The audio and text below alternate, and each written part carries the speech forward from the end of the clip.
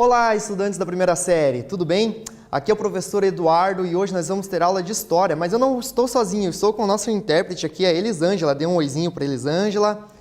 E hoje nós vamos falar, pessoal, sobre um tema muito interessante. A gente vai ver como chegou ao fim o Império Romano, esse império tão conhecido. Então vamos tratar da crise do Império Romano.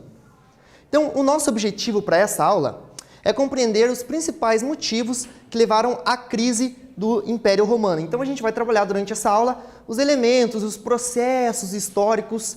A gente sabe que na história nada acontece do nada, assim, de um dia para o outro, né? Leva um tempo, leva um processo, e a gente vai entender como que isso ocorreu para que chegasse ao fim o Império Romano. Você lembra qual que era o período da história romana em que os domínios territoriais chegaram ao seu ápice? Em qual período, lembrando a divisão da história de Roma, monarquia, república e império, né? A gente tem essa divisão política. Qual que é o período? E qual grupo social ganha cada vez mais prestígio por conta desse ápice, desses domínios territoriais? Vamos ver? Então, durante o período do Império em que os domínios territoriais de Roma atingiram grande parte da Europa, da Ásia, norte da África, né? Então, vai ser durante o período imperial que Roma vai atingir o seu ápice de domínios, territórios, de domínios de províncias, domínios de outros povos ali naquelas regiões. Com isso, os militares, então, vão passar a ganhar grande prestígio em Roma. E a gente vai surgir diversas legiões muito importantes, como a guarda pretoriana, pessoal. Essa guarda vai ser muito importante durante o Império. Ela vai tirar o imperador em algum momento, ela vai depor o imperador, ela vai colocar o imperador, e ela vai servir por um momento também como a guarda do imperador. Então vai ser muito importante. Então, além dessas legiões, outras também vão ganhar muito prestígio durante esses períodos de domínio territoriais, né, pessoal? E você já se perguntou como que grandes potências militares, políticas e até culturais como Roma acabam chegando ao fim? Que processos são esses que fazem com que grandes potências, né, tanto econômicas, potências mundiais mesmo, de influências até culturais, né, pessoal? Vale a gente lembrar que Roma foi uma forte influência cultural para a época. A questão da romanização, que a gente já vai falar um pouquinho melhor o que era essa romanização, né? Então, vamos analisar aqui para a gente entender um pouquinho. Analise esse trecho, essa é uma matéria jornalística, né, da BBC News, realizada no 1º de janeiro deste ano, de 2021. Né? E aqui diz: por que a economia chinesa deve passar a dos Estados Unidos em 2028? 5 anos antes do previsto. Né? Por que a gente tem esses momentos de alternância, né? Durante a história, a gente teve Roma como uma grande potência, daí Roma caiu, a gente teve o Império Bizantino, também caiu, né? E na história isso é normal, gente. Até o Egito Antigo, por exemplo, era uma grande potência e caiu. Então, todos os grandes impérios da humanidade, uma hora, chegaram ao seu fim. Como será que isso acontece? Durante essa aula, a gente vai ver como Roma chega ao seu fim. Então, a gente vai ter o fim desse período chamado de Pax Romana, né? Que é o período ali até o século II, máximo século III, em que Roma vai organizar o seu império, vai economizar nas guerras, vai economizar nos gastos. Eles entenderam que estavam gastando muito dinheiro com guerra, falou, não, vamos organizar nossas fronteiras e vamos agora cuidar das nossas fronteiras. Esse período também, a cidade de Roma ela vai ser muito grande, ela vai crescer bastante, a gente vai chegar, Roma vai, segundo as fontes, segundo alguns relatos, Roma vai ser a primeira cidade do mundo antigo a atingir 1 milhão de habitantes, né? Então vai ser uma cidade muito importante. E esse período também vai ser marcado pela política do pão e circo. O que era essa política do pão e circo? A gente vai ter a construção, por exemplo, do Coliseu, de vários anfiteatros como o Coliseu, em que vai servir para entreter a população. Como aqui eu trouxe um quadro, uma pintura do século XIX, então uma releitura, né, pessoal, do passado, uma releitura de alguém do século XIX olhando para o passado, alguém do seu tempo olhando para um outro tempo distante. Né? Aqui a última oração dos mártires cristãos, em que a gente tem o Coliseu, né, e os cristãos são lançados às feras ali para entreter realmente a população. Aqui a gente vê também vários cristãos, né, crucificados ali, né? E isso fazia parte dos shows para entreter a população, né? E até batalhas entre soldados, né, era muito utilizado. Mas tá, professor, você falou do circo, então, né? Entendi. Mas e o pão? a gente vai ter muita distribuição de trigo nessa época também, vai ser mais fácil, vai ser mais acessível o alimento para a plebe, né, a população mais carente. Mas então essas primeiras crises internas, como que vai acontecer? A gente vai ter o fim dessa Pax Romana, vai acabar essa Pax Romana, vai começar a ter muitas revoltas em várias outras províncias, né? Porque o território era muito grande, então era muito difícil você controlar, você romanizar todas as províncias. O que era romanizar? Era colocar aquele povo distante na cultura romana. Isso vai ser muito difícil. Eles não vão conseguir atingir todas as extensões, assim, conseguir romanizar, colocar sua cultura, sua religião para todos os povos ali das suas províncias. Então, a questão da manutenção das estradas, manutenção das construções em Roma, que a gente vai ter muitas construções durante esse período da Pax Romana e vai ser difícil de manter. A gente lembra da engenharia romana, como era incrível e tudo mais, e vai ser difícil de manter lá com o dinheiro público. Também houve aumento da cobrança de impostos por conta disso. Está difícil de manter, tem muito gasto, a gente vai ter que aumentar o imposto. Isso afeta a população. E a população também vai ter a questão da desvalorização da moeda. Aqui o professor trouxe uma imagem da moeda. A moeda, como que você faz para desvalorizar? Você tira o ouro e tira a prata da moeda. Você economiza ouro e prata. Só que isso aumenta o preço dos alimentos, porque desvaloriza o valor de compra da população. Isso afeta também diretamente a plebe, que vai se revoltar bastante nesse período. E a população não conseguia, então, mais encontrar trabalho, manter aluguel, comprar comida, e vai sair das cidades. A gente vai ter um problema com o comércio também, com essa saída das cidades, e vão para o campo, então, a partir deste momento. Buscar ali, vai ter outros problemas no campo também, o colonato e tudo mais. E agora vamos ver uma atividade, então, pessoal. Ó, compare o período da Pax Romana, esse início ali, né, até o século II, com a crise a partir do século III, apontando as principais mudanças entre os períodos. Eu vou dar um tempinho para vocês e a gente já volta.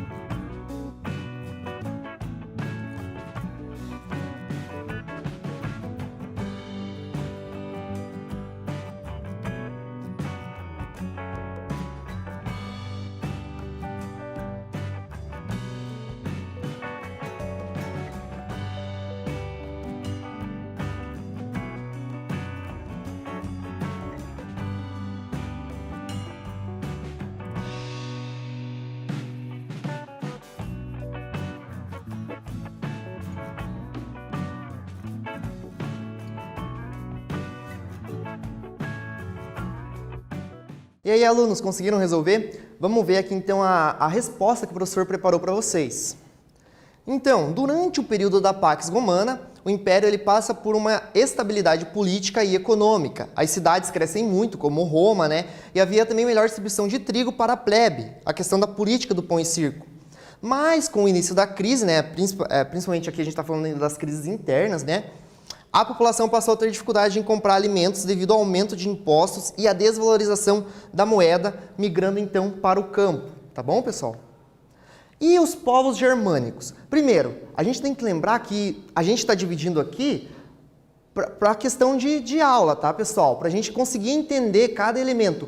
Porém, essa crise ela não acontece cada uma no seu tempo. Tanto as crises internas quanto as crises externas, que vai ser as das fronteiras por causa dos povos germânicos, está acontecendo ao mesmo tempo, tá bom? Então vamos lá, vamos entender o que os povos germânicos agora têm a ver. Primeiro, eles são chamados de povos germânicos porque eles viviam numa região acima do rio Reno, ao leste do rio Reno, que é um rio muito importante ali de fronteira do Império Romano, na região que os romanos chamavam de Germânia, tá? Porém, os romanos eles também tinham a ideia de que eles eram bárbaros. Por quê? Porque eles não eram romanizados. A ideia de romanização era a questão de civilizado mesmo. A questão da língua, de falar o latim, a questão da cultura romana e tudo mais, a sua arte e tudo mais.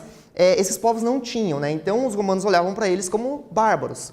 Mas então, qual que vai ser um fator determinante para esses povos começarem a entrar atrapalhar, a gerar essa crise? Esses povos que viviam, então, ao leste desse rio Reno, eles vão começar a migrar para o território romano. Primeiro, pessoal, essa migração ela não vai ser, muitas vezes, uma migração de forma de guerra, de batalha, tá? Eles vão migrando aos poucos, ali, às vezes, pediam permissão até para o imperador, e alguns momentos eles também vão servir como uma proteção ali das fronteiras, tá bom? Com esses povos germânicos começando a entrar, muitas vezes tirando aquela questão da romanização, porque o Império Romano ele se orgulhava em dizer que se eu falo isso, é isso para o Império todo. Então, se o Império ele é cristão inteiro. Só que com essas entradas, essas diversas entradas, que é um processo longo, tá, pessoal? Dos germânicos no território romano, a gente vai ter esse problema de diferença cultural, né? Eles não vão se romanizar. Então, o imperador Diocleciano ele vai criar a chamada tetrarquia. Lembrando lá do segundo triunvirato, não sei se vocês lembram, mas a gente tinha a divisão do Império Romano em 3, e cada imperador ia cuidar de uma parte. Aqui vai ser a divisão em 4, por isso tetrarquia. Então, a gente vai ter 4 imperadores. Quem são eles? A gente vai ter o Maximiliano, o Valério, o Constantino e o próprio Diocleciano, que é o que acabou criando. Pessoal, vale lembrar que essa criação também era para ele se manter no poder, porque nessa época a gente vai ter muita instabilidade política. E o imperador, ele precisava de ter aliança. Tinha até uma história de que o próprio Maximiliano queria tirar o Diocleciano do poder e tudo mais, então ele se adiantou e deu uma parte do território lá para o Maximiliano, tá bom? Então, só que essa tetrarquia, pessoal, ela vai durar pouco. A gente vai ter vários problemas, né? Até de disputas, alguns imperadores vão se afastar do poder, a gente vai ter a morte também de alguns, e a gente vai então ter o Constantino como o único imperador. E aí a gente tem um cara muito importante na história, que a gente vai ter alguns éditos, né? Algumas leis ali, digamos assim, que vai permitir que os cristãos cultuam os seus deuses. Então, se na época lá da Pax Romana, do pão e circo, os cristãos estavam lá sendo jogados ao Coliseu, aqui não. Aqui eles vão poder cultuar seu Deus livremente. E outra coisa, Constantino vai ser o primeiro imperador de Roma a se converter também ao cristianismo. Isso vai influenciar muito a história romana. Aqui, pessoal, um fato importante que eu não posso esquecer é que ele vai mudar a capital do império para Bizâncio. Bizâncio era uma antiga cidade que vai passar a se chamar de Constantinopla em homenagem, né, ao próprio Constantino. E essa cidade vai ser muito importante lá na divisão do império que a gente já vai ver. E aqui uma atividade, pessoal. Vamos ler rapidinho para a gente conseguir resolver. Não tem casas. Ó, a gente vai ver o que eles escreveram sobre os hunos, tá? Sobre esses povos germânicos, né? Não tem casas, não se encontra entre eles nem mesmo uma cabana coberta, tem apenas uma única roupa, e não tiram a túnica senão quando cai em farrapos. São colados a seus cavalos. Nenhum cultiva a terra, nem toca mesmo no arado. Sem moradia fixa, sem casas, eram por todos os lados e parecem sempre fugir. Como que os romanos viam então os povos bárbaros? Tá bom, pessoal? Vamos analisar esse trecho. Vou dar um tempinho para vocês e a gente já volta.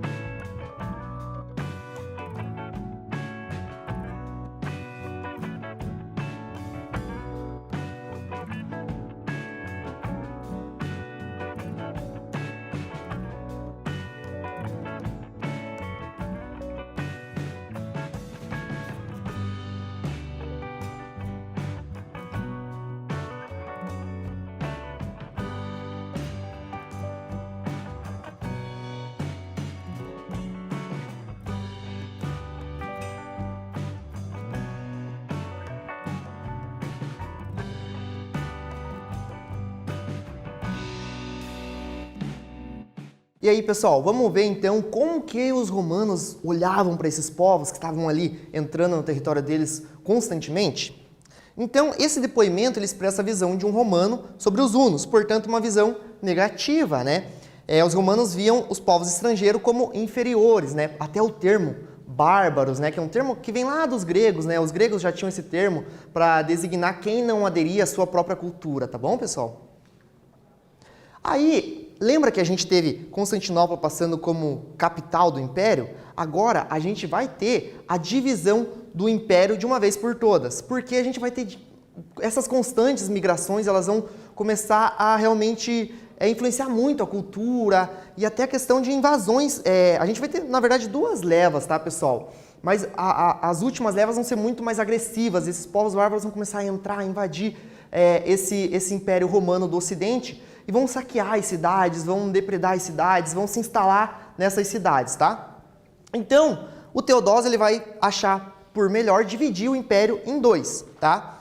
E ele vai dividir, então, com o Império Romano do Oriente e o Império Romano do Ocidente. Então, aqui, o Império Romano do Oriente vai ser esse roxo aqui que a gente está vendo, essa divisão, o lado roxo do Oriente, e o Império Romano do Ocidente, tá? Com a capital do Império Romano do Oriente vai ser Constantinopla, tá, pessoal? Que está mais ou menos aqui, neste estreito aqui, entre a Europa e a Ásia, tá, pessoal? Que vai ser muito importante também essa localidade. E o Império Romano do Ocidente, a capital vai ser Ravenna e, posteriormente, Milão, porque Roma já tinha sofrido saques, Roma também já tinha sofrido alguns problemas ali, então a gente vai ter Ravenna e Milão como capital do Ocidente. E com essa divisão, as invasões, como que vai ficar as invasões? Elas vão se intensificar, pessoal, elas vão continuar. E um dos motivos são os próprios hunos, em que a gente viu o trecho ali. Eles tinham cavalos, então eles eram um povo guerreiro, tá, pessoal? E aqui a gente tem os domínios deles, eles ficavam circulando pela Ásia, pela Europa, e aqui eles vão empurrando esses povos bárbaros. Alguns momentos, os germânicos, eles tinham uma certa aliança ali com os romanos, porém, com esses hunos empurrando eles aqui, como a gente pode ver para o mapa, eles ficavam mais ou menos nessa localização, eles vão meio que se obrigando a ter que invadir os territórios ali dos romanos. Então, essa presença germânica do Império, como eu falei, ela já era meio constante. Porém, por conta dos hunos, eles vão começar a invadir cada vez mais, de forma mais incisiva. E em 476, a capital do Ocidente finalmente vai cair nas mãos do Érulo, num povo chamado Érulos, chefiados por Odoacro. Então esses povos vão entrando, e os romanos não vão ter mais controle sobre a sua fronteira, eles vão perder esse controle. Até porque a cultura já era muito misturada. Nessa época, pessoal, a gente tem até imperadores que tinham descendência dos povos germânicos. Então a cultura, a relação entre eles já era muito próxima. E a gente vai ter então a queda do Império no Ocidente, né? A gente vai continuar com o Império no Oriente. E aqui vai ser então um mapa que vai se tornar o Império Romano. O território que antes era do Império Romano vai ficar assim, pessoal. Então a gente vai ter a região da Gália, que é essa região aqui, ó, invadida pelos francos, visigodos, burgúndios, alemanos e os próprios hunos. A África pelos vândalos, aqui como a gente pode ver, os vândalos. A Península Itálica pelos lombardos, né, e pelo Odacro aqui, que vai ser o rei desse reino, né? Agora a gente vai ter vários reinos então, tá, pessoal? Distribuídos aqui, onde antes era o Império Romano, agora a gente vai ter vários reinos distribuídos. E uma atividade então agora, pessoal, para a gente ver, comparar essas diferenças. O professor quer que vocês analisem os mapas abaixo e aponte as transformações das fronteiras na Europa após a queda do Império Romano Ocidental, tá bom? Então aqui a gente tem o mapa da maior extensão do Império Romano, lembrando que aqui é a parte oriental, né? Essa que é a parte que nos interessa, e aqui o mapa do Ocidente pós-queda do Império Romano. Eu vou dar um tempinho para vocês e a gente já volta.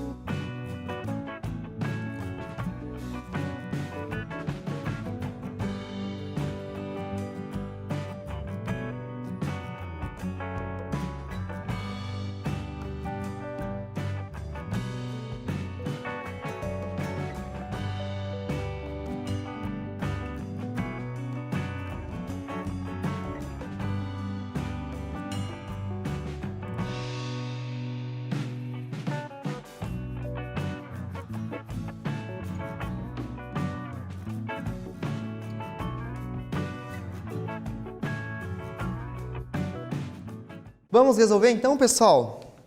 Então, no primeiro mapa, como a gente pôde observar, há uma hegemonia do território ali de Roma, né?